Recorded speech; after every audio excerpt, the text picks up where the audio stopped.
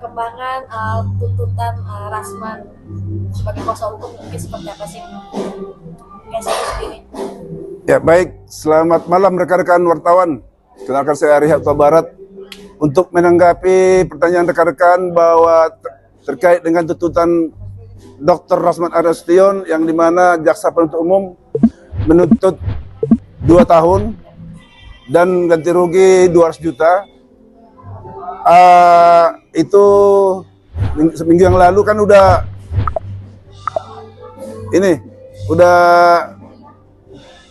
kita bikin replik, terus minggu depan hari Selasa ini adalah duplik. Setelah itu mungkin nanti putusan.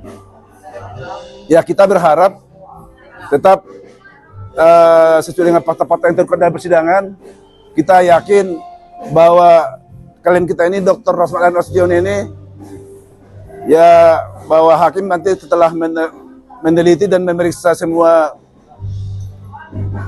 hasil dari persidangan dan fakta-fakta yang kita ungkap dari persidangan, ya semoga hakim membuat putusan bahwa klien kita Dr. Rasman Nasution ini tidak terbukti secara sah dan meyakinkan apa yang didakwakan oleh pada jaksa penuntut umum. Oke, Pak sebagai kuasa hukum melihat dengan tuntutan 2 tahun penjara dan denda 200 juta, gimana nih Bang? Artinya ya Masih optimis ya? Ya optimis untuk bisa berkurang atau bebas nantinya. Ya kalau kita melihat memang tuntutan ini keterlaluan ini. Artinya kenapa saya bilang sangat keterlaluan? Karena sesungguhnya kan jaksa penuntut ini kan melihat fakta-fakta yang terungkap dalam persidangan kan yang jelas seperti saya bilang, satu, bahwa yang pertama itu kan laporan daripada Dr. Hotman Paris Hutapea ini kan pencemaran nama baik, yaitu pasal 27 ayat 3, junto pasal 45 ayat 3, dan pasal pokoknya adalah 310 dan 311. Yang jelas untuk pasal 310 itu, apabila seseorang menyatakan bahwa yang disampaikan itu adalah fakta, misalnya si A mengatakan si B pencuri dan memang benar-benar dia terbukti pencuri, itu kan unsur 310-nya pencemaran tidak akan terpenuhi unsurnya ya. Jadi ya sama seperti ini, bahwa Dr. Rasman Nasution itu adalah menyampaikan bahwa Hotman Paris ini sesuai dengan keterangan dan informasi yang diterima daripada kliennya Maki pada saat itu, dia kan malah selalu diduga keras bahwa Hotman Paris melakukan pelecehan seksual secara verbal dan non-verbal dan juga fisik, kan jelas itu.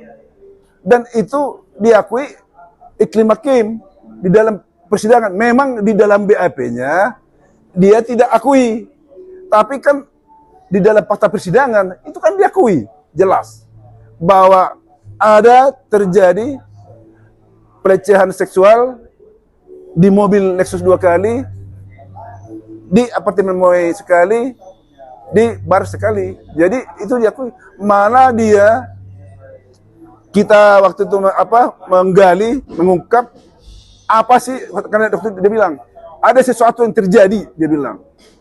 Nah, namun saya tidak mampu mengatakannya. Waktu saya yang bertanya itu, apa sesungguhnya yang terjadi itu? Ya langsung dia bilang, saya tidak mampu, tidak bersedia mengatakan ini karena saya sangat trauma. Itu makanya waktu itu kalau ingat rekan-rekan wartawan, jadi ditutup itu, jadi tertutup waktu persidangan kan, dari terbuka langsung hakim majelis langsung mengatakan kalau memang ini harus dikatakan karena ini adalah fakta, maka sidang ditutup, wartawan keluar semua, kan begitu. Jadi faktanya itu. Yang kedua, klien saya ini Dr. Ran ini adalah selaku advokat, ya kan, bahwa di dalam undang-undang advokat itu kan tidak identik dengan kliennya. Itu satu.